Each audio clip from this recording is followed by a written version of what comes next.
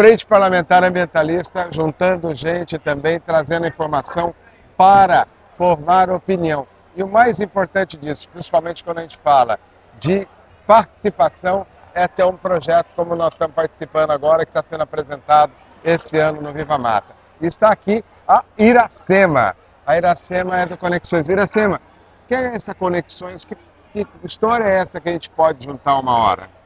Então, a gente está começando aí uma atividade colaborativa, querendo envolver todos os públicos que se relacionam com a Mata Atlântica, numa grande comunidade que tem o objetivo de interligar as pessoas, de trocar ideias, conhecimentos e experiências que estão acontecendo em todo o país, ou seja, a gente tirar mais desse âmbito que a atuação da SOS Mata Atlântica e ampliar realmente para toda a extensão de onde tem a Mata Atlântica.